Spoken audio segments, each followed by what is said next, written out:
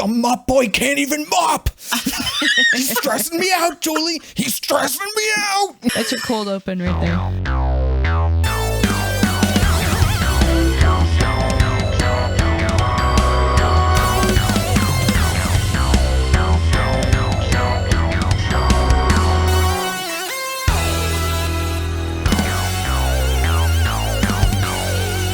Hey everyone, welcome to Straight Jacket Talk, where it's two guys, a girl, and a horror show. My name is Kevin. I'm joined by a guy who used to be known as the Monster Hero. It's Nathan. I was cured of the toxic waste burns and also becoming 6'7". You're back to regular Nathan now. I'm back to regular Nathan, yeah. Yeah, it was a weird time when I was the Monster Hero. I'm also joined by a girl who would let the Toxic Avenger walk her home. It's Gill. I'd let him do more than that personally. But yeah, I'd let him walk me home. You into asymmetrical eyes? That's your thing? I don't know if I want to talk about this now or later. You know, he's just a beautiful person. He's ugly as all sin, but when he gets that like deep voice and when he starts like helping people, like helping women open jars, holding babies, saving babies, and helping grandmas across the road. I don't know. Yeah. Just does it for me, I guess. I love a good monster. He also has big hands. He also has giant hands. Hands. Right. We watched The Toxic Avenger from 1984. It was written by Joe Ritter, directed by Michael Herz and Lloyd Kaufman. The film was produced and distributed by Troma Entertainment, arguably best known for its shock exploitation films. I would say fun films, though. Yeah. The Toxic Avenger had an estimated budget of $500,000. Do you know how much it made at the box office? When did this movie come out? What year? 84. 84. So it must have actually gone to the theaters, right? Because there wasn't really home video back then. I'll say $1.5 million. I'm going to say $800,000.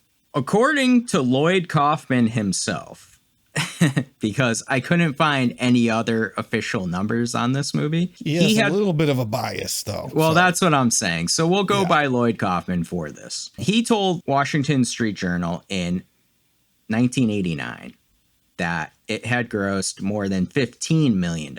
Oh, Jesus. Really? Christ. So, I mean, Way it off. was a huge hit for, it's the reason Troma like even still exists, right? At the end of the day. yeah, they consider this the biggest Troma film of all time. I mean, this is really the movie that made Troma, pretty much. I don't know if 15 million is definitely accurate, but I do know that it had a really good opening weekend in the box office. The bad reviews, I think, brought people into this movie too.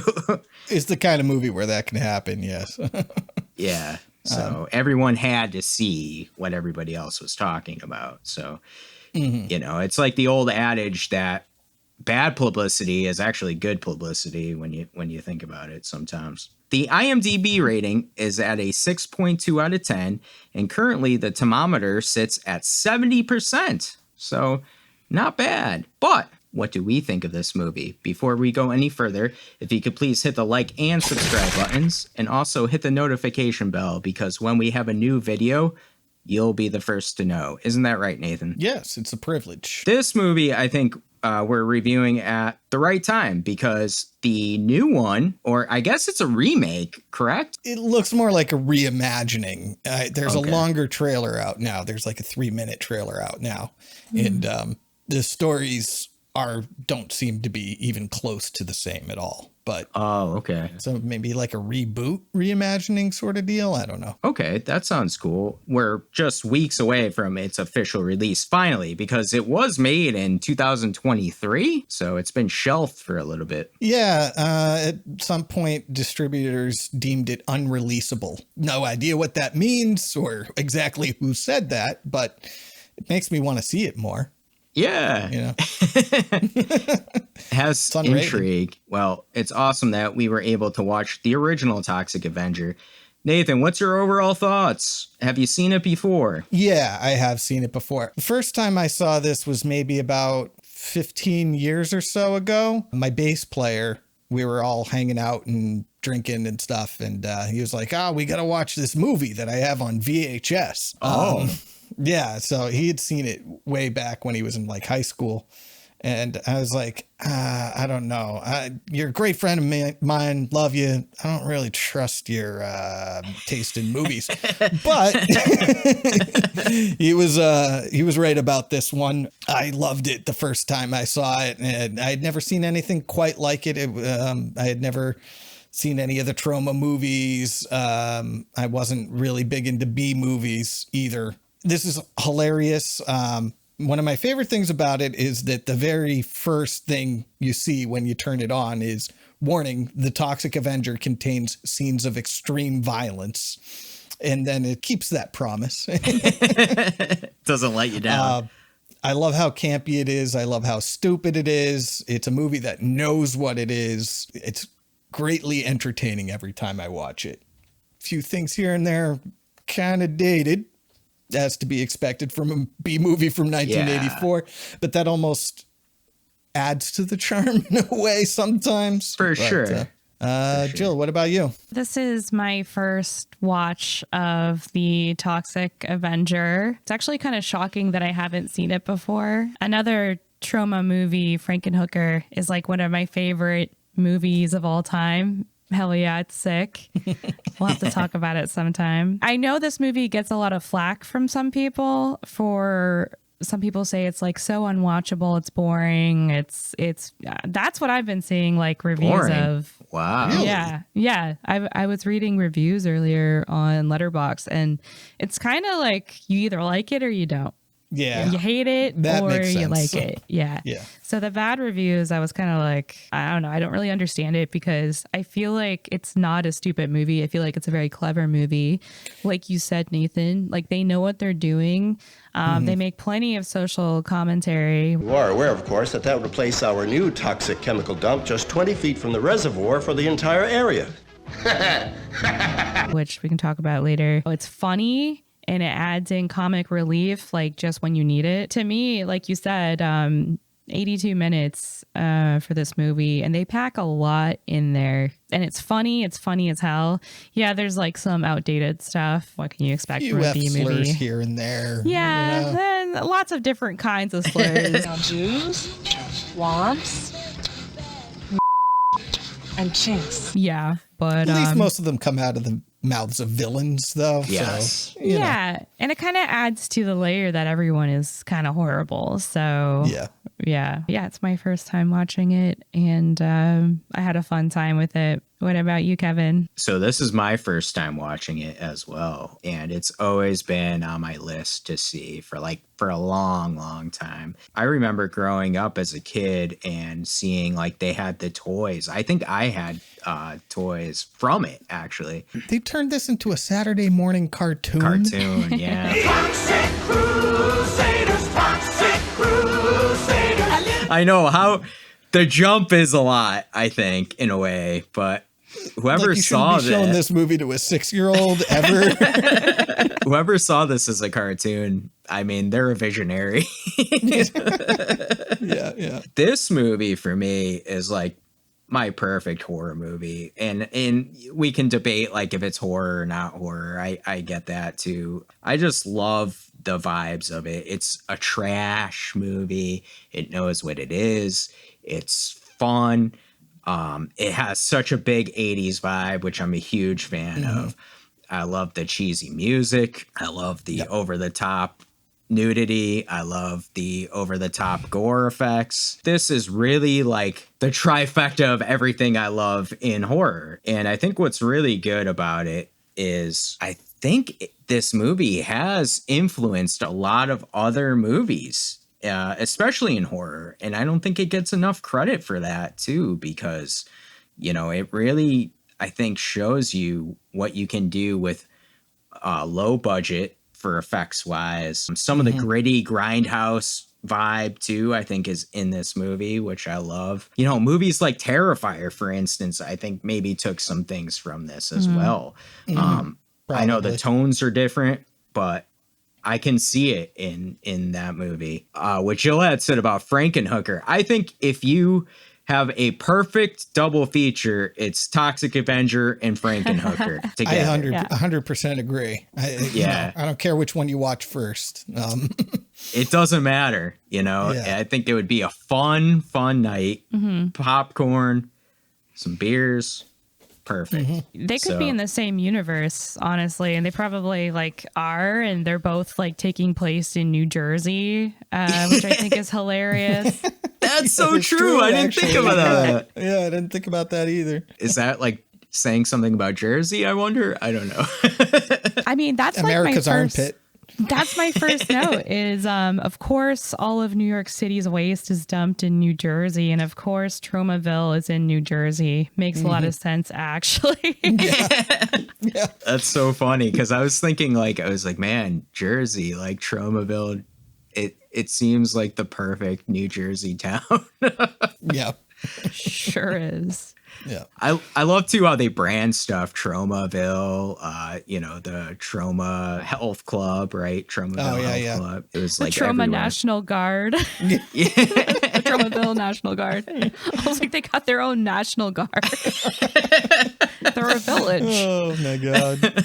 I love it. It's perfect for this movie. I gotta ask right away, what are your thoughts on the Toxic Avenger himself? Why isn't this character more widely recognized, right? It doesn't seem like he's talked about that much. I mean, he is like the most recognizable B-movie character out there, I think. I would say that this is not a movie for everyone, as Gill was touching upon earlier. If you don't like trashy, ultra-violent B-movies, this movie very much isn't for you. I mean, it's extremely cheap. Even with the restoration, you're seeing scratches all over the film because I'm sure it was not stored properly, the original print. And I think just the type of movie it is doesn't lend itself to Toxie being on the level of a Jason or a Freddy. But do you think he could be? I don't know. He'd have to be in a more mainstream friendly movie, I think, for that to be the case. Yeah. I think so too. Because there are some similarities with Jason, no? I mean, I know this one's more over the top than Jason movies, but like Jason Lives, for instance, has a lot of these over the top gags of, like when he pulls the mayor's guts out and things like that. Yeah. So, that's what I was thinking. I don't know. Like I said, I just think that if this movie was more, this movie has its demographic that it's aiming to please, and it ain't everyone. Whereas Jason movies are more, any horror fan can get into it. I don't know. That's just sort of the way I feel. I get what you're saying, that maybe some of the later Jason movies were similar to this, but the silly over the topness. I mean, an 11-year-old gets his head run over in this movie. Yes. And I don't think Jason ever did anything like that. But I mean, maybe in a modern time, now that like Terrifier is more mainstream than you would ever expect it in any other decade. Back in the 80s, I just don't see it happening. I mean, he's iconic among fans of this type of movie for sure. Yeah. Funny, like you had mentioned, like the later Jason movies, because I think his makeup really does influence some of those later Jason makeups without the mask, like in 7 and Jason Takes Manhattan. He has more of that toxic waste look to him. So that was a good analogy there. Gill, what's your thoughts on the Toxic Avenger? Before I go on, I just want to say Jason's also an ugly boy, so they got that in common. Yeah. Both from Jersey, no? Holy shit. Yeah, everybody's from Jersey. What's going on? Whoa. Do you think some of the toxic waste leaked into Crystal Lake? And Same universe, man. Right, yeah, We're just going to link it all together. Yeah. I agree with what Nathan said. Like, it doesn't have that commercial success enough to get that recognition, but it is like beloved amongst people who are into that sort of movie. And I kind of like that he's an underdog in that way. I think it kind of adds to like the cult status of the movie. Something you touched on earlier, Kevin, was that is this a horror movie, or is this like, I don't know what else like we could even describe this as, like a dark comedy, a superhero movie. Superhero movie. So it's got a lot going on. So, and it also like fractures the audience because not a lot of people are into this sort of thing. So yeah, it's hard for, I think, Toxie to be able to kind of get that recognition because of all those factors. However, Art the Clown, I feel like, is pretty like iconic right now. Like everybody knows who that is, and he's in like really graphic kind of movies. So I don't know, maybe Toxie will have like a comeback with this remake. Maybe it's getting good reviews. Yes, so yeah, that's true. I'm gonna see it as soon as I can, I think. Yeah, so, yeah, I want to now for sure. What do you guys think about this movie, and specifically the Toxic Avenger remake now into this modern era? Do you think you could make a movie like the 1984 one in this era? I mean, I think there are some things that you were able to do in 1984 that you just kind of can't do now.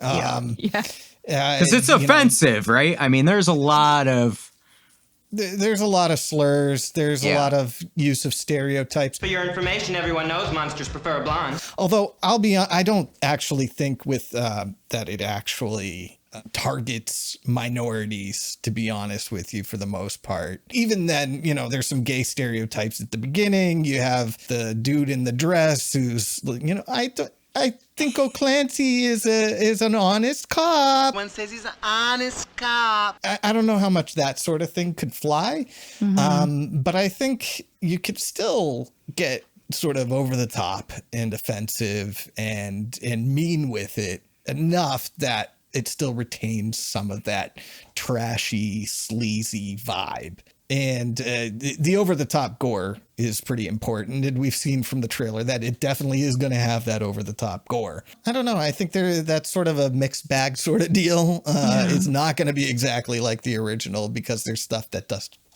isn't going to fly. I'm looking forward to it anyway. I don't know. Jill, what do you think?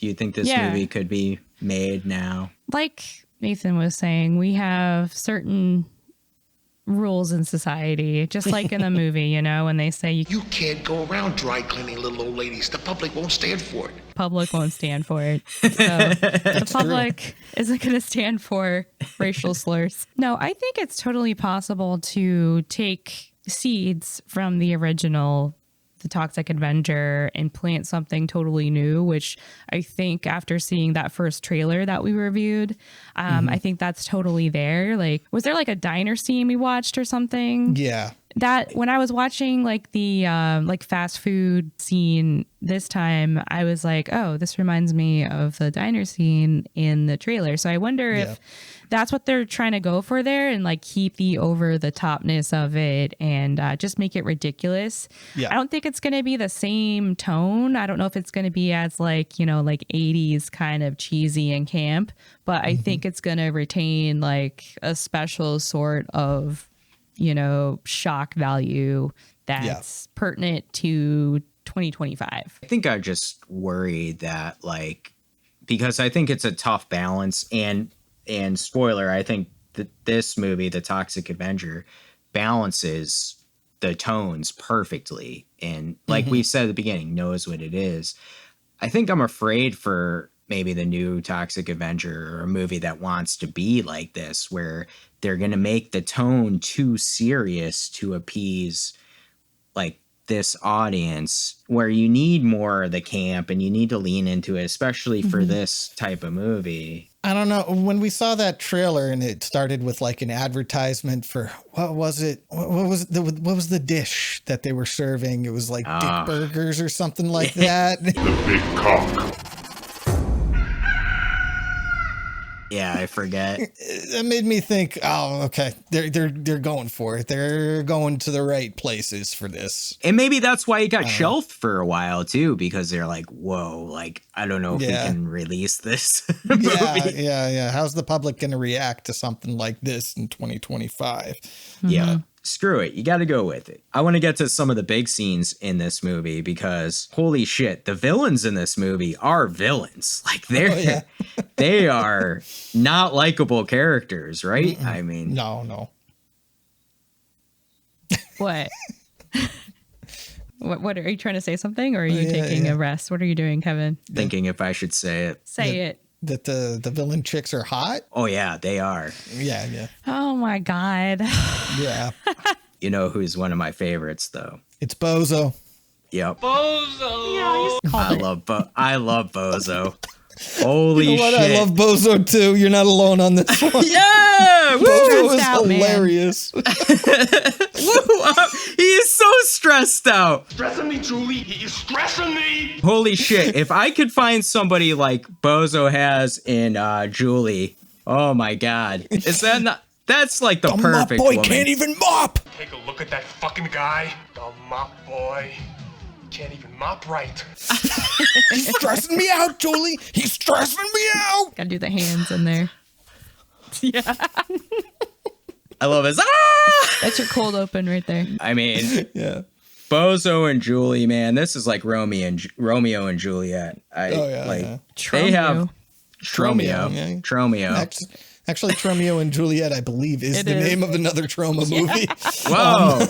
I didn't realize that. This is the love story I want. They are amazing together. They are terrible people. They know what they are. Julie, I mean, she's just in it with this guy. Bozo. I love how their names too are Bozo and Slug. Bozo and Slug, yeah. And then you have Julie and Wanda, right? Julie and Wanda, yeah. Wanda. Yeah. Did you like Wanda's Wanda, Gill? I feel like Wanda didn't have much staying power compared to Julie. Like I didn't even know her name until I looked it up. Right.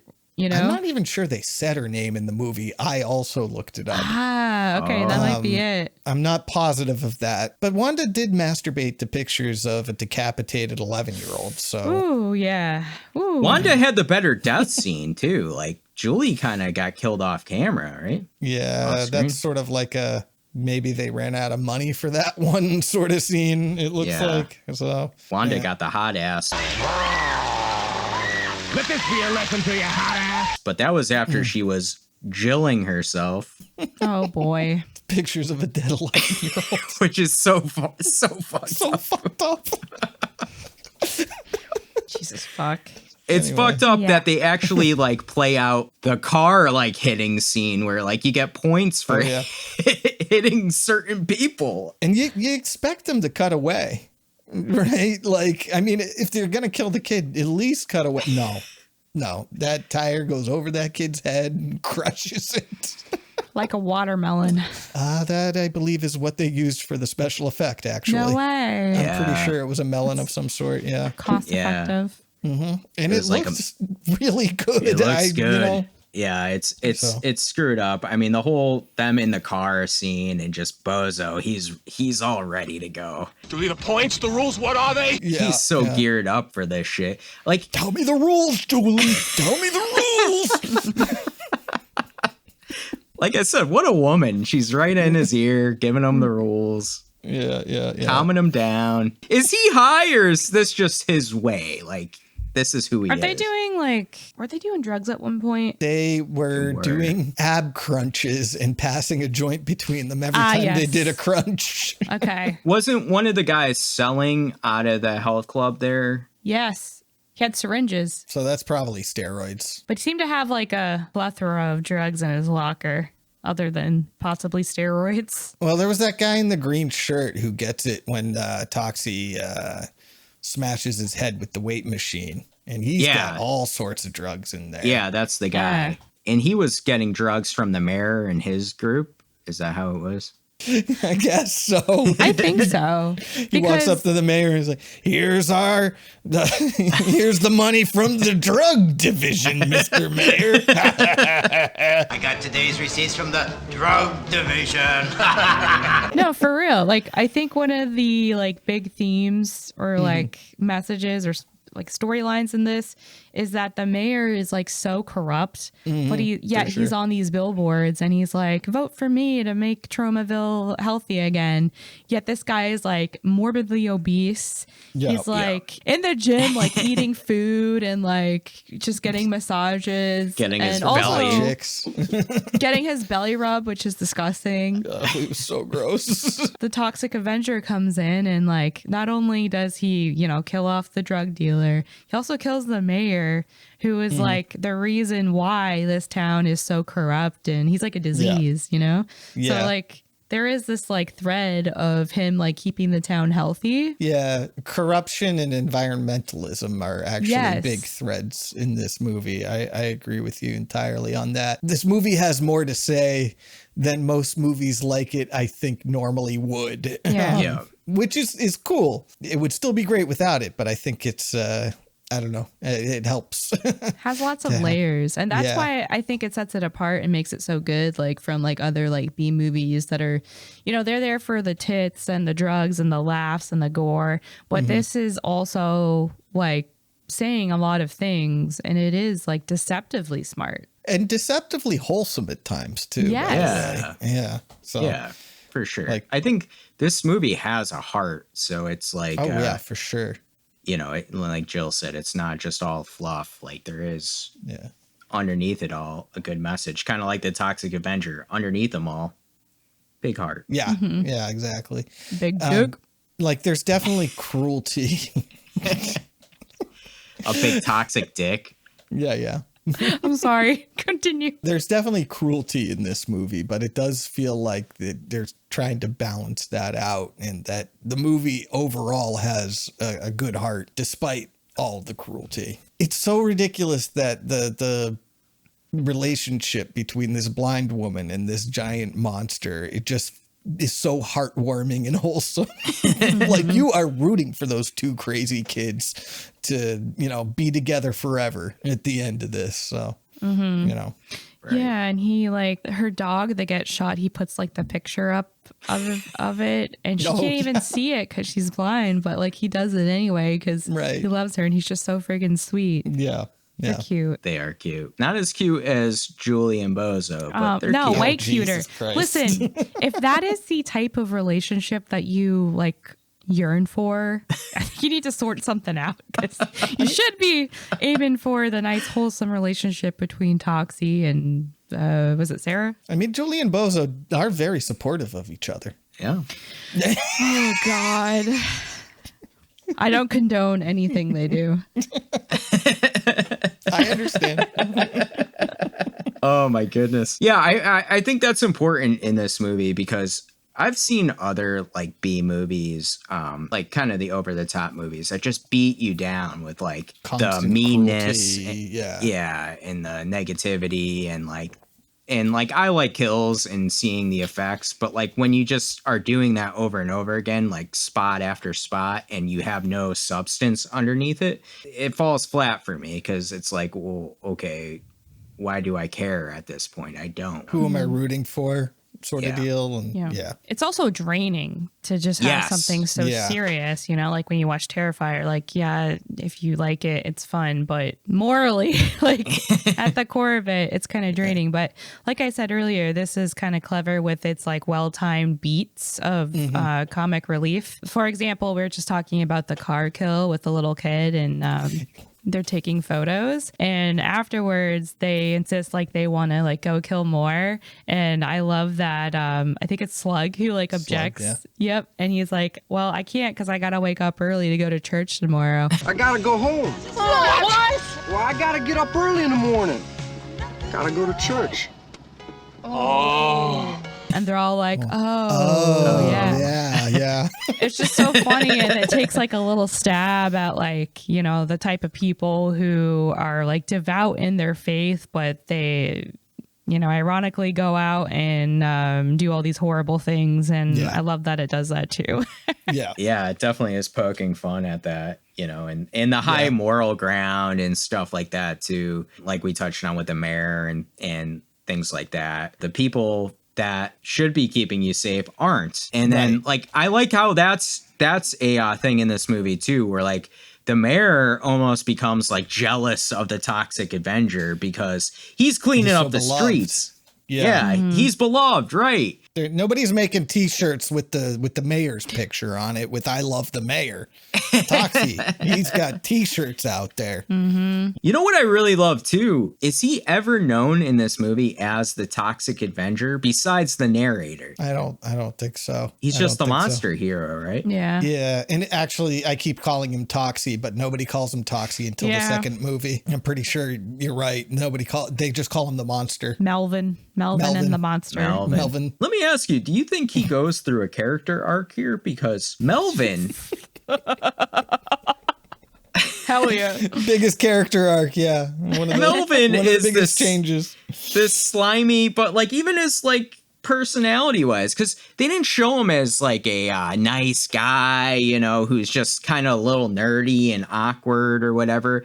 He was like a full-on kind of creep guy, right? Or am I just reading into him too much? No, he was creepy. He was creepy. He was a bit creepy. And he had like 2 brain cells. Yeah. And I'm not being mean. Like he literally had nothing going on up there. Dumb. Do you know what it reminded me of? His character? I don't know if this is related, but in the Creep Show movie? I haven't seen it. Have you seen it, Kevin? I haven't seen it either, no. Fuck. Okay. There's a character that Stephen King plays, and it's like this hick named Jordy, and kind of the same thing happens to him, but it's a plant.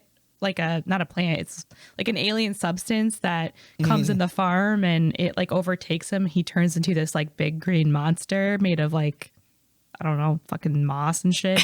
And it's very similar because he's like also in the bathtub when he like dies from it, and it just reminded me of the Toxic Avenger because it's like all green also, and he's in the bathtub and he's like screaming in pain and stuff, and he's also like really dumb. Like goofy dumb. So I was like, which one came out first? I don't know. 1982. 82. Okay. Yeah. So it came out before. I mean, one might have been influenced by the other. That's for sure. The Toxic Avenger might have been influenced by. That was a really good special effect in that bathtub, by the way. I was gonna say that too. Yeah. Yeah. This is before like CGI and stuff, right? Like, those practical effects were really good. Like the bubbling you could see and stuff. Yeah. And there was a firewalk in a $500,000 movie. That's crazy to me. Like, how do you find the money for a firewalk in a $500,000 movie? Somebody didn't get the hazard pay or something. I don't know. They just lit them on fire and were like, "Hey, buddy, go on." Yeah, you need a better union, man. Like, yeah, I mean, it really had a lot of good effects. I mean, like. Even something like The Substance, I could see being influenced by this as well, just with the changing in the bathtub and stuff. Yeah. I really like, too, in the bathtub scene, when the transformation's complete, it kind of goes to that negative filter. You know what I'm talking about? Like the screen. I'm not sure I remember that. I'm sure I'll find it in editing, just like I found the Sinners screen thing in editing. But anyway. Hopefully I'm right on this. Maybe I was hallucinating, but I don't know. I just liked those little things. I also liked how the Toxic Avenger, his voice was different, right? It was overdubbed. The first time I saw this movie, the moment I realized the whole thing was genius is in the first time he starts beating up thugs. The thugs who are about to kill the police officer. Yeah. And he's walking around going, "Arr, arr. I'm sorry, I do not know what came over me."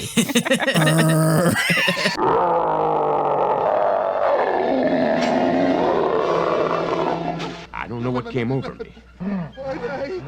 I just couldn't control myself. I've never done anything like this before. Like, that just cracked me up so much. The new man. Yeah. Yeah, he really changed, even his voice and and everything. What was that guy's name? Cigar Face? Cigar Face. Yeah. They were an awkward group of thieves, were they not? There was no commentary made on that, though. It just kind of was a thing that was. which was interesting, you know, for 1984. I don't know how to feel about that, like from a modern context. Not that we can really judge it that way, but yeah, no commentary was really made on one of the thieves being a cross-dresser. I love that. That was just a little touch. Yeah. It made me care about it more. If it's just like regular men, like who cares? But you got one like dressed in drag a little bit, like hell yeah. That wig was awful. I was there for it though. Yeah. I mean, I think that wig was intentionally awful. I you know what I'm saying? Like, I don't think it was meant to look good. No. Didn't he pull it off him and was like, huh? Oh yeah, So, like, he was wearing it. Yeah. I love too, like when I was watching this scene, I was looking at the cop the whole time and how he was reacting to everything. He's a big fan of the Toxic Avenger. He couldn't believe when he was seeing it. Yeah. Same, honestly. Yeah. It was amazing. Cinema for sure. Yeah. I gotta ask about like probably the biggest scene in the movie, right? Is the Mexican restaurant here. Yeah. The big standoff that happens. And again, villains that you love to hate. I mean, these guys are horrible. Leroy is fucking great. The guy with the painted face, he's amazing in this scene. Mm-hmm. We got teeny boppers here. Hey, Frank! Teeny boppers! You like video games, teeny boppers? Your mom give you quarters for video games? We'll cough them up! Aren't they cute? He got a good death, too. That's the thing is, like, they really get what they deserve a little bit. So it's like that violence is justified in them as well.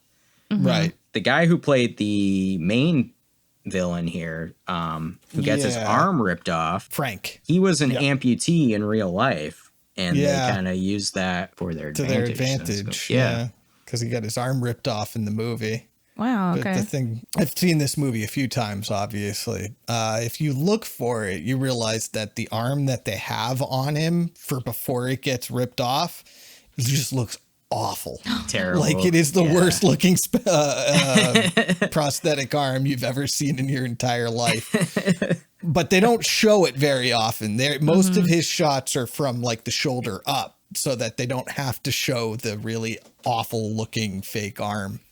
They blew the budget on the Flaming Man. Yeah, exactly. We got to give you this paper mache hand. So. It's what it looks like. Yeah. But then the special effect of the arm getting torn off looks really, really good because the man actually doesn't have an arm there. Yeah, and then he uses it to like beat him, and I just love that, like defending himself with the guy's arm, and you have like a whole bunch of guys like, you know, kicking him and stuff. It was so fun. That whole scene was fun. And then this is where he meets Sarah, who's blind. I think this bitch is blind. Are you sure she's blind, Frank? It's like perfect Beauty and the Beast sort of thing, no? Yeah. Hell yeah. I love Sarah. Sarah's great. Poor Sarah's dog, though. Oh my God. That was really graphic. I don't like that. Yeah. I mean, at the same time, you can sort of tell that they just took a dog that's still alive and put some stuff on top of him and filmed him for a couple of seconds. Yeah, you can see him breathing. Yeah, that dog looked like he was having the time of his life, if you actually. Okay, good. Shooting the dog. Yeah, no. Awful. Yeah. That whole scene made me really hungry, though. Like, I had to pause it and go get some nachos because I was, like, starving. Yeah. Did you go to that Mexican restaurant with that guy who puts his hand down his pants looking for his... Dude, I bet that happens, like, all the time, actually. And I'm so you're scared. Not wrong, I'm sure. Ugh, I want to think about it. You need that good crotch whiskey. Jesus. That's where all the best whiskey is. At least he didn't have tacos down there or nothing. Like, pulled those out. Yeah, no, it could have been way worse. When he went down his pants, I was like, oh, God, where's this going? Yeah. And it was almost relief that he was getting his whiskey. Yeah. I also love when the cops are like eating tacos while they're like investigating. Looks like I got a strawberry thick shake over here. Next to these dead bodies and stuff. One of the cops is literally a fucking Nazi. Yes, mein Führer, mein Mayor. He's like the chief, right? He's the chief of police, and he's literally a Nazi speaking. He did a Nazi salute. He did. He did. Yeah. It was actually less obvious than the one that Elon Musk did, but you know. Better edit that one out. These are facts. No, these are facts. YouTube, Also, we're gonna have like 2 watches on this video. Did the mayor not remind you of Trump? Also, yes. Yeah. I could see it for sure. God help us. Yeah. It's literally the mayor and the cop are Trump and Elon. They're going to put the toxic waste dump right next to the reservoir that feeds the whole town. You're going to end up with an entire town full of toxies. That'd be interesting. These deaths, though, that happen in the Mexican restaurant, they are amazing with the milkshake death. Yeah, the milkshake especially. Yeah. You know, putting his hand in the fryolator. Oh. I was like, oh. That's gotta hurt. My fingers hurt watching that. And there's nothing he could do. Like his acting while that's happening is great too. Like his face acting, just like it's great.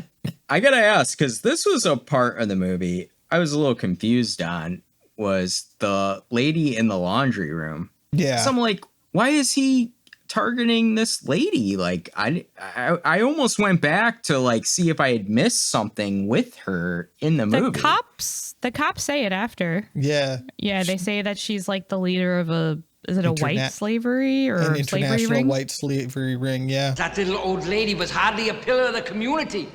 In fact, she was head of an international white slavery ring. And that's the joke, this cute little old lady. Very little. Yeah, yes. It gets put in the dryer and you're like, what the fuck? He's not supposed to do that. Well, that's why I was Turns confused. out that she runs an international white slavery ring. We have to keep this from the public. Apparently they managed to keep it from Kevin too, but no. No, I remember that scene, but I was just thinking there was something I had missed earlier that had shown us something. Yeah, same, you know when I was mean? watching it.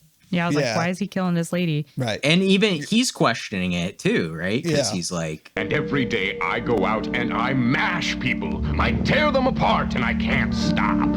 Wait a minute, I'm just a killing machine now. He's just drawn to evil, man. I mean, they do explain in some of those like science, like he's just drawn to killing evil, like the professor. This monster may have developed a very basic instinct which draws him, or should I say, commands him to destroy evil. I guess he just knows instinctively that she's actually an evil person, and that's like what that was sort of explaining.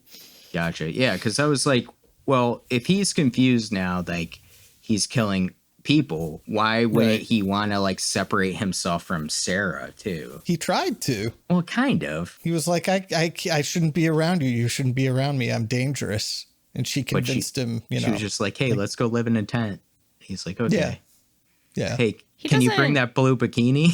He doesn't end up killing anyone though who's like actually innocent. So, and I also liked the fact that he kind of put his personal like revenge spree on the back burner, and he kind of just intervened when someone was doing something awful, or if he was like getting revenge, you know, to help someone else. Like I think that speaks again to like the wholesomeness of his character, but also probably he's attracted to evil, and it's like something programmed in him. I don't know.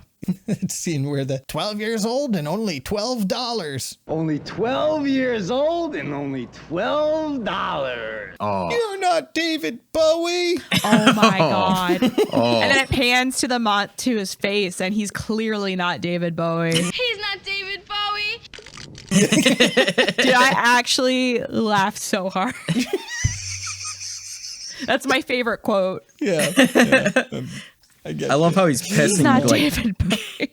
Green. He's pissing like green.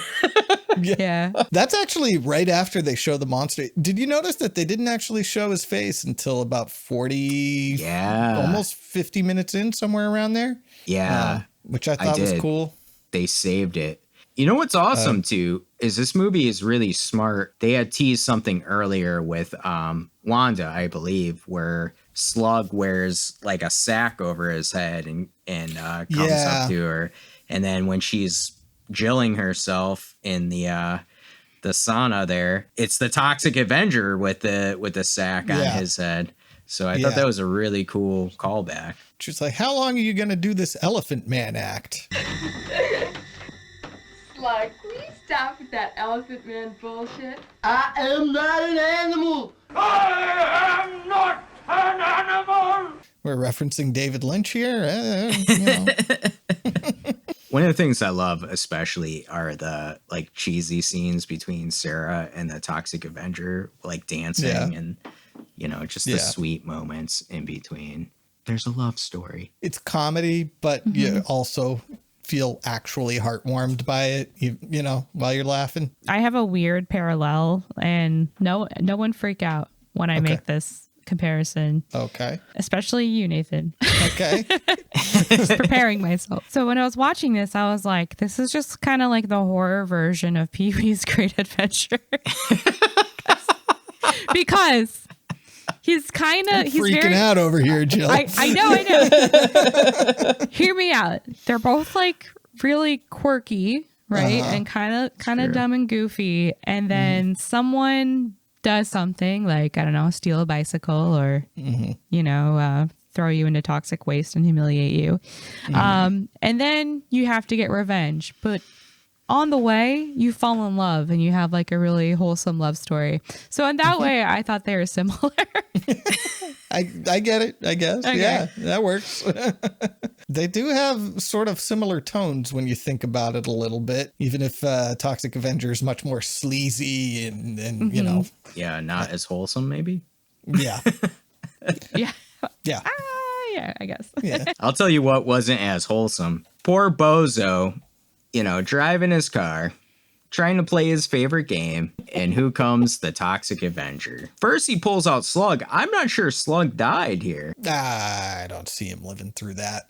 Yeah. I mean, they don't show him dead, but, you know, the suggestion is there because, you know, he'd have gone after Slug afterwards if he hadn't died, right? Maybe. This car scene is pretty epic, I thought. Like, yeah, it's great. It's just a crazy scene where like cars are flying, they're driving into stuff. At one point, he's like, "Take the wheel." Poor Bozo, stressed out. Here you go. You want the wheel? Here, take the wheel. I feel bad for my man Bozo. He can't take the pressure. This doesn't go too well. What I love is when they finally crash, it cuts to like the, you know, explosion. But then afterwards, there's no fire and you see Bozo's body all crisped up. Toxic Avenger gets out and he kind of gives like a, you know? Just another day at the office. Tough one today.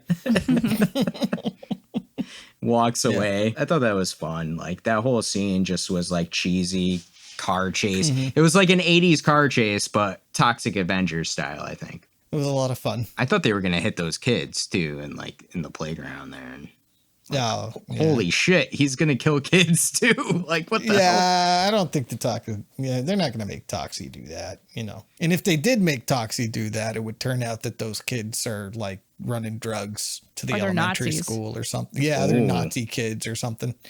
Yeah, they could have been. Let's talk about the ending. What's your thoughts on the ending? And you know, apparently the National Guard is called in to go after the Toxic Avenger in his tent. I think the end is great. I think it's another super wholesome scene in this sleazy B horror movie. The whole town loves him because he's been, you know, helping everybody out, opening jars and kissing babies and all that stuff. And they refuse to shoot him. They do a human shield sort of thing. You can't shoot our monster. I love that. And then he says to the mayor who was shooting at him, "You fat slob, let's see if you have any guts." You fat slob, let's see if you have any guts.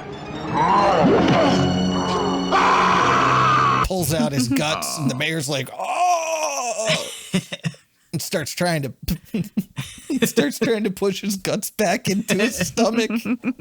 Was this a good ending for you, Jill? Yeah, I like that in the end, the Toxic Avenger prevailed and all of the corruption was pretty much like driven away. I think it's funny that such like a horrific movie has such a happy, wholesome ending. So It's funny. Yeah. I think at first I was wishing for more of an ending, like a sadder ending where You sick puppy. Yeah, I was gonna say. I was thinking maybe more of an ambiguous ending, like is he alive? Is he not alive? Like maybe an explosion at his nice camper. Tent.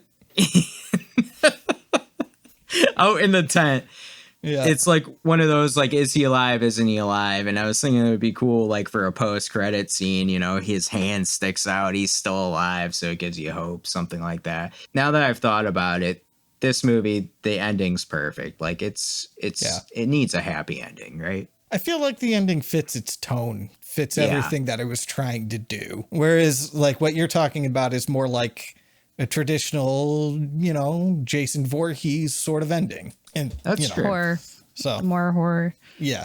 I think it was perfect for sure. The Toxic Avenger, I think he's a cool anti-hero for sure. I got to ask Gill, do you think he's attractive? Yeah, not physically, but I'm drawn to the voice and the fact that he's a monster, but also like really sweet and squishy on the inside. Yeah, I'm into that. I was going to say.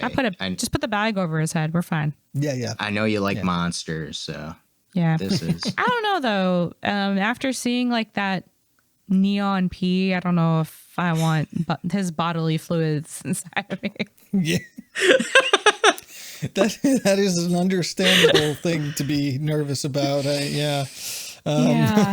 So I wonder if he was wearing a condom when he was going Sarah to didn't town. seem to mind. That's true. So I guess she wouldn't really know anyways. Yeah. His dick was extra ribbed from all the toxic waste. Actually, that would only add to it. That's what I'm saying. She was happy. She made him eggs in the morning. Cut this part out. No. Do the eggs with like, the butter wrapper. The eggshell. I love how he's eating it too. He's just like, he's loving it, dude.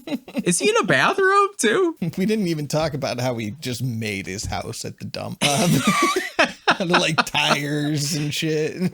Well, Gill said he puts pictures up like he's making it a home. He's really making that dump a home. Yep. Yeah. And he's resourceful and not only cost effective, but good for the environment. You know, reduce, reuse, recycle. He's doing all of them. Is there anything else you want to talk about? This movie has one of my favorite tropes, which is like society creating a monster, but the monster really being society. I'll talk about this later, but I'm currently reading a book that was kind of inspired by Carrie. So that's like really like in the foreground of my mind when reading this and like seeing the humiliation, especially the scene with like the sheep. Julie, I'm Okay, turn on the lights. Together. You're so soft, Julie. Before it all goes down with the waste. They're really awful to him. And, you know, he's aesthetically, he's this monster, but not really on the inside. I love to see it. Gill, he's overreacting. He's faking it, Julie. He's faking it. All right, he's overreacting. Like a nuclear reactor. Oh my God. Actually, the first time I watched the movie, I was like really mad about that prank. Yeah, it's fucked I hate up. pranks. But every time I've watched it since, I know what their fate is going to be. So it takes the edge off and I can laugh. You know what, though? In retrospect, what they did to him, I mean, they didn't force him out the window, but like the goat situation, in retrospect, is not as bad as like killing a kid or something. You know what I mean? Oh, no. It's made very clear that they're much worse than this prank that they're pulling. Right. Yeah. This seems beneath them. I mean, it was a chance to humiliate him in front of literally everyone. And the worst part about it is the entire gym show.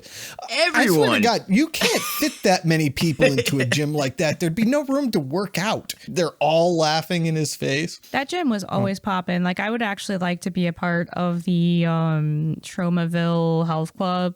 Everyone's like either getting a massage or in the pool. Like, everyone's having a good time. Music. You get to wear the little man thongs.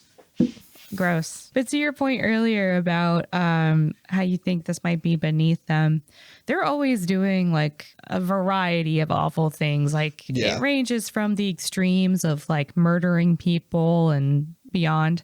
But also they just do like petty things, like the snake in the instructor's like shirt. Yeah, they're just going around like causing havoc, and there's little shits. When Melvin goes to apologize to Julie for the whole thing with the mop and the hot tub, and she just screams in his face, "I can't believe you're talking to me." I didn't mean to do it. He was sitting there and How dare you talk to me, you twerp.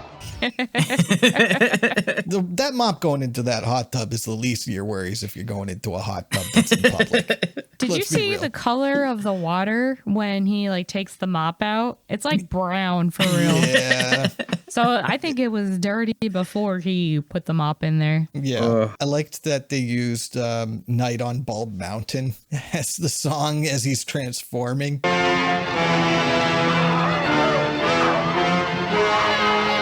Just takes me back to my favorite segment of Fantasia from when I was like a kid. The Fantasia music. That must have been public domain, no? Had to have been. Yeah, it was composed in 1867. So that's the song's public domain. It must have found a recording that's also public domain. Oh, and in the last scene, there's a guy in the background with a red hat that says "Dairy Test Milk," and I don't know what that's about. I just saw it on this watch, and I was like, "What the fuck? What does that mean?" Down. Yeah, exactly.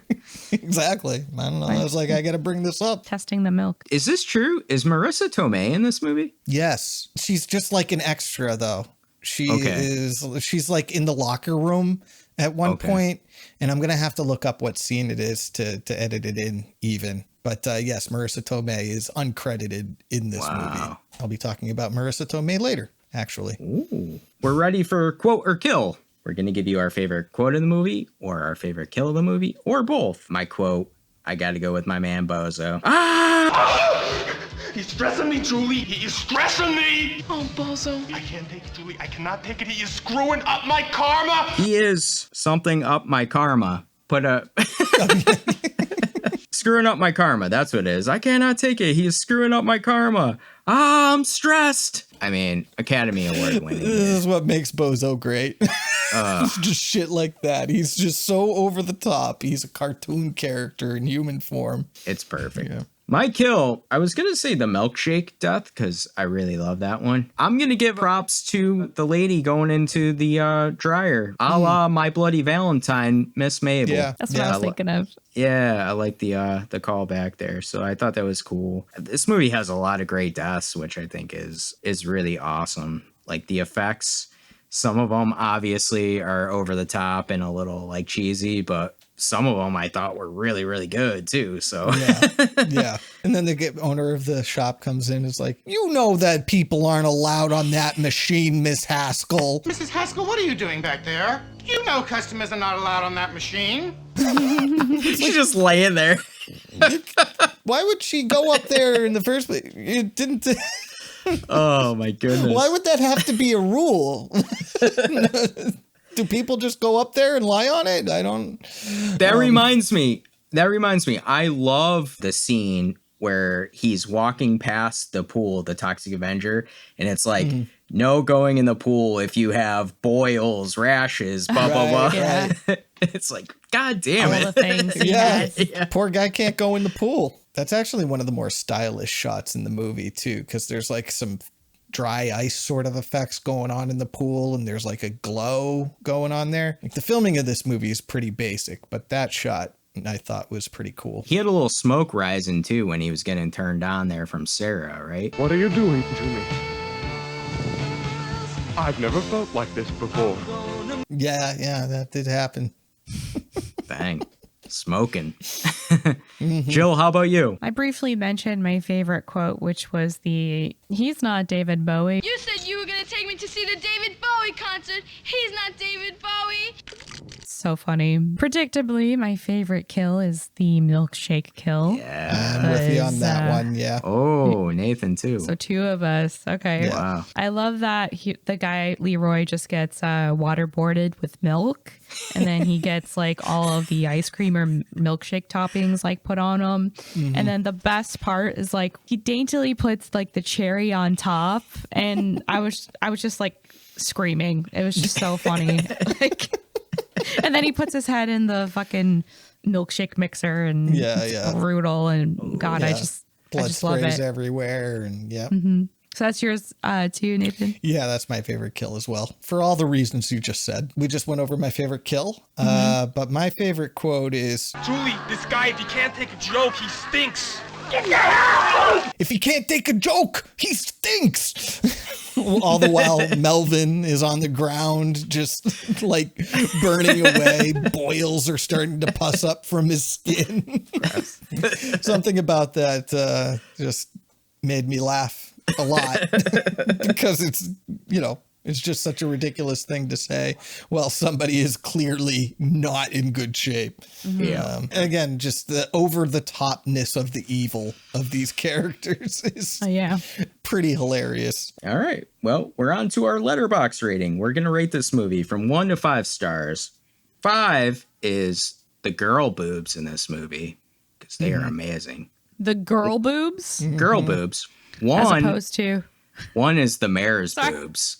Sorry. I ruined it. Because holy God, man. Him eating a sandwich getting rubbed down was rough. That was a bad juxtaposition to the girls. Gill, why don't you start us off on this one? So earlier I kind of alluded to how I was reading reviews online talking about this is one of these it's so bad, it's good kind of movies. I genuinely don't believe this is one of those movies. I also briefly talked about one of my favorite movies of all time, Frankenhooker, being a Troma movie, which also gets thrown into the bad movie category, but I think that one's brilliant. And similarly, I believe that The Toxic Avenger is another brilliant movie. Like I said before, it's deceptively smart. It makes plenty of social commentary without overly trying to do so. There's themes of morality, social justice, corruption, and environmentalism. It's graphic, it's gory, it's gross, but it's also really funny. It has heartfelt moments that will make you smile. And I love a good anti-hero and I love a good monster fucking movie. So it's a 5 stars for me. I really enjoyed it. I have nothing bad to say about it. Like I enjoyed it the whole time. So yep, 5 stars from me. What about you, Nathan? Yeah, I'm going to give this 4.5 stars. I love this movie quite a bit. It's probably my favorite movie in the, like, your favorite is Frankenhooker from that sort of genre, and my favorite is this one. Might partly be because it's the first one like this I've ever seen. I think it is hilarious and it's gory. Sometimes it's hilarious and gory at the same time. I love how it goes places where, you're not supposed to go, especially like, you're not supposed to kill an 11-year-old. And if you are going to do that, you're not supposed to just show it. I also love that it's heartwarming. I do think this movie is deceptively wholesome. And that just makes me happy. It's sort of like certain John Waters movies in that way. Like Serial Mom is actually deceptively wholesome because she does everything she does to protect her children, which is pretty wholesome. Yeah, 4.5 stars. I've loved this movie for a little while now. So, and I'm looking forward to the remake. Don't bother watching the sequels though; those aren't very good. 2 through 4. I was going to ask you. Yeah, I've seen all of them. The tone is definitely, a lot of the sleaze is gone. A lot of the darkness to the tone is gone. It's just replaced with more silliness. And just, it feels like almost like the movies were inspired by the Saturday morning cartoon. And so it feels like a movie made for 10-year-olds, except with violence and boobs. I agree with you, man. The first one, this one is great. And I'm actually agreeing with you on your score too. I have this at 4.5 on my letterbox, and it's the same score I gave Frankenhooker. These movies are pretty identical for me, Frankenhooker and Toxic Avenger. They're super fun. They're everything I really like in horror. The over-the-topness in both of them is so good. I really wish the Toxic Avenger was talked about more. I wish this movie was talked about more. And I think what's cool about this movie is it is a cult classic, like we touched on, because it isn't for everybody. It's funny because I'm going to bring up Terrifier again, which I'm not a big fan of. But like Terrifier for me, and I've said this when we reviewed it on Mouths of Madness, it feels like punk rock. It feels like it's against everything and it's against establishment. And I just didn't like it. And I was sad I didn't like it because I want to be punk rock. I'm sad I don't like it. Yeah, It I want to me. be against everything. The Toxic Avenger is my punk rock. This is my tone. Yeah. It's super punk. Yeah. Yeah. This is my tone. I think what they do in this movie, it's balanced perfectly for me. And I agree. I don't think it works perfectly for everybody, but it's so hard to make, I think, a film that has fun with itself, can be scary at times, can be over the top. You know, it can do all the things really well. And that's what the Toxic Avenger does. It does everything really well. That's why I have it 4.5. This is one I want to pick up on physical media. Yeah. There's a 4K coming out at the end of the month, actually. So. Oh, cool. Yeah. Synapse is doing it. And right now it's priced at $40. So I might wait for a sale on that. I like some of the art that's associated with this movie, too. I'm a huge fan of the art. You know, I love the vibrant green colors and stuff. So I'm excited for maybe some. We didn't even talk about how cover. cool the toxic waste looks in this movie, by the way. Yeah. Not that it's a big thing, but it just looks fucking cool. It does. It reminds me of Frankenhooker of the Purple Lightning. You know, you have those vibrant colors associated with these movies. The tones can be dark if you really think about it, but I think it's like, let's lighten it up. Well, before we end our episode, we want to let you know what we've been up to lately. Last night, I went to see the new Fantastic Four movie with my son, Logan. I'm not a huge, superhero movie fan. Logan loves them. He's really into it. And I think it's cool because this generation, his generation, they have a lot of superhero movies. When I grew up, we had hardly any. So yeah, the original Christopher Reeves Superman and then the Tim Burton Batmans. Basically, was what you had. Yeah, exactly. I love Dick Tracy. That was like my favorite of the time. But I really liked the Fantastic Four and kind of hearkening it back to Dick Tracy. I think what this movie does really well is it's not like the over the top action superhero movies like a lot of the newer action ones are or superhero ones are. Like, I think they did work on the story a lot in this, and it has also, I think, a very comic book vibe to it, which I love. And it's set up kind of like a drama in many aspects, too. That was cool. It felt a lot deeper than a lot of the other superhero movies of late. So I enjoyed it a lot. I'm excited to see more of these because the last couple I've seen, like Thunderbolts, and even the new Captain America movie, I thought were really good. I don't think they're like that over the top, just chaotic CGI explosion events. Like they're trying to be a little bit more with what they're doing. And I think that's cool. I gave it 4 stars on my Letterboxd. I really recommend it. Go see it in the theater if you can too, because the soundscapes, they're so good. I mean, Galactus, when he's on screen, man, it's like you feel his presence. But that's pretty much all I've done. How about you, Gill? So I read a book called Blood on Her Tongue by Johanna Van Veen. It's a really pretty edition. That's awesome. And so it's a gothic horror set in the 1800s in Netherlands, and it follows the main character Lucy, who is like traveling to see her twin sister, whom we find out through letters is unwell. So her sister Sarah has a history of mental illness, but this time it's different because she finds a bog body on her estate and she becomes obsessed with it and attends the autopsy. And after that, bog body? A bog body. So like a body Do you in know? a bog? Yeah. So That's all bogs. it is? Okay. Yeah. So bogs actually have, I forget what chemical it is, but they can preserve bodies perfectly. Oh. So they found yeah, there you go. There's like a lot of bog bodies in horror, actually. I have a couple of books.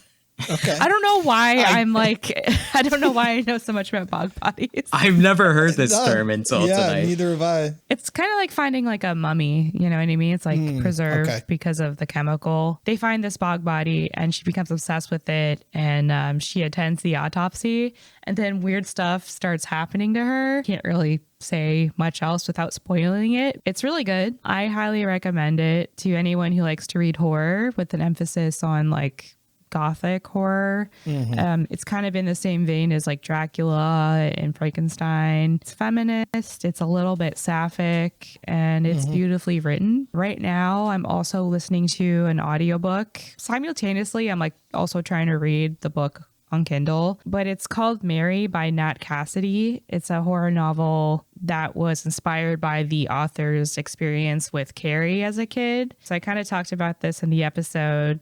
You know, society creates a monster sort of thing. Right. That trope is happening here. It follows Mary, who's like a 50-year-old woman whose life is crumbling. She's facing this crisis and feels like no one cares about her anymore, partly because she's a woman and partially because she's old. And she faces health issues, including like strange nightmares and hallucinations. The male doctors don't believe her because why would they? They chalk it up to menopause. So then some weird things start happening. She moves in with her aunt, and she feels this like pull to this haunted mansion in the town. And yeah, I'm enjoying it so far. I'm not done yet, but yeah, Nat Cassidy is like a big horror writer right now. So yeah, recommend that. I also went to see Together in theaters featuring. How was that? I'm interested in this. It was really good because I've seen the like advertisements of like the trailers over and over again, and I had already seen. I talk about this in the episode on Now Slaying that me and Colton recorded. Should be coming out soon if you want to go hear all my thoughts on Together. It really exceeded my expectations, and I had watched a short film called A Folded Ocean, which was pretty much the premise of this movie, but more abstract. So I didn't have too much of high hopes for this one. It is very much like horror mixed with a dark comedy. It's not trying to be funny.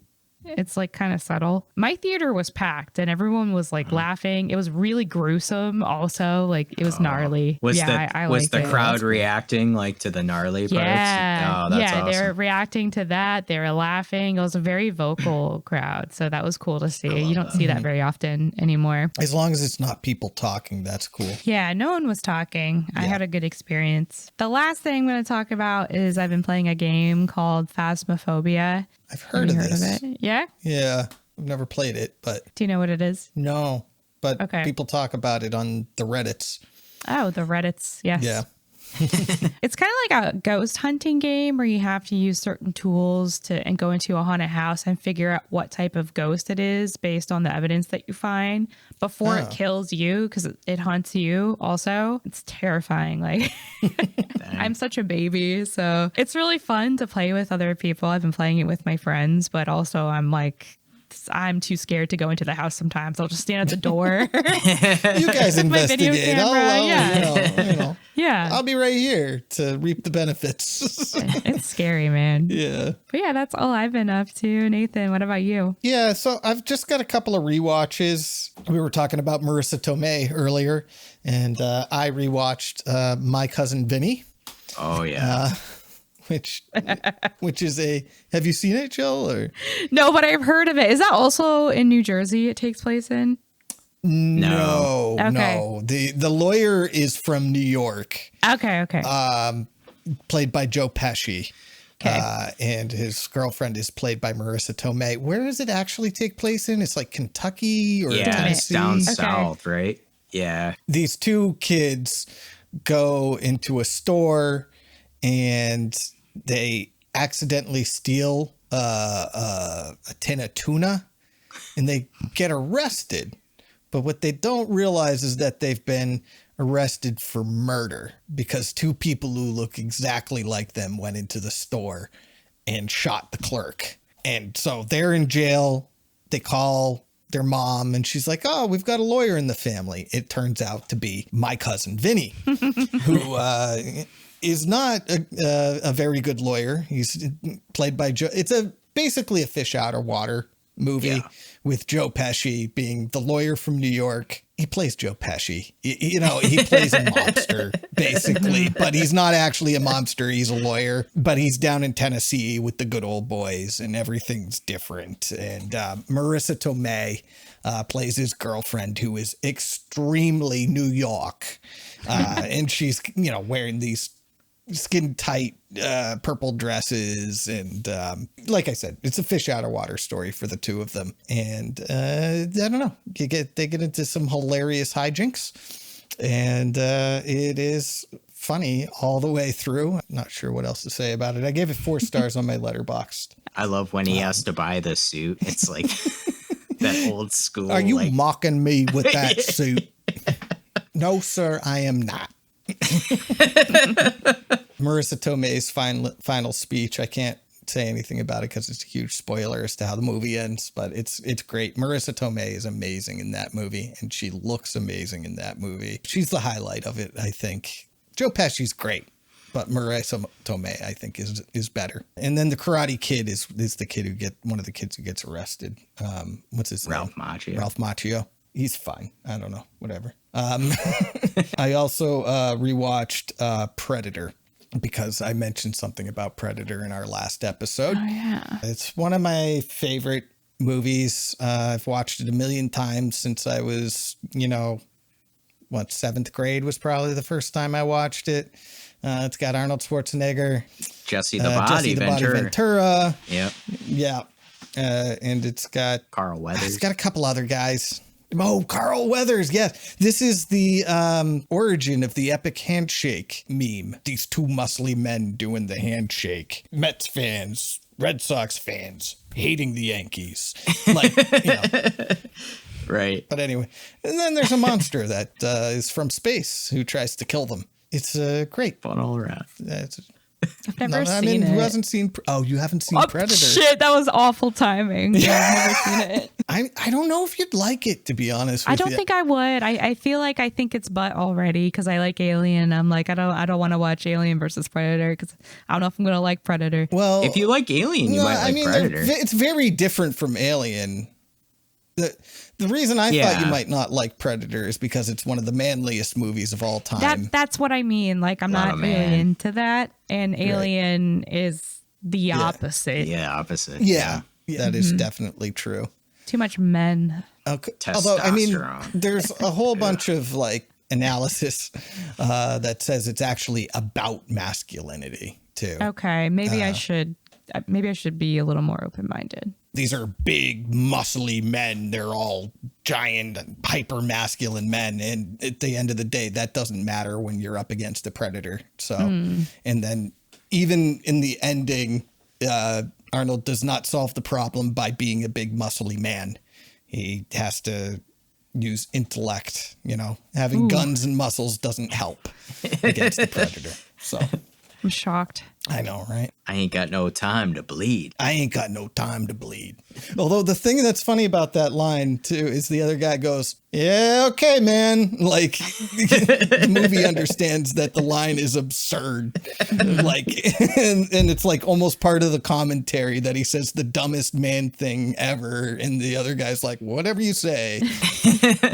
I also watched a movie called Happiness. Don't watch that. I gave it 4 stars. File 4 stars. I also have been playing Donkey Kong Bonanza on my Switch too, and that's a great great game. Did it just come out? A couple weeks ago. Nice. Yeah, you get to smash all the levels and stuff. The whole level breaks apart when you smash it with your fists. It's a lot of fun. Are there mine carts? Yeah, there's some mine carts in there. You go around getting bananas. It's a sort of open worldish. Oh, that's fun. That's all I got. Well, if you want to see any of the movies that we've been watching and what we've been rating them, we're going to have links down in the description for our letterbox. Also, if you're interested to see what Jill's reading, we're going to have a link for her Goodreads down in the description as well. So check it out. That does it for our review on the Toxic Avenger. But we'll be back soon with another episode, and we're going to be reviewing Nathan's pick for a movie, Titan. It will be fun. Oh, yeah. The car fucking movie. About time. About damn time, Nathan. Oh, man. Well, join us for that special review. But until then, back to the padded room with you. I'm stressing.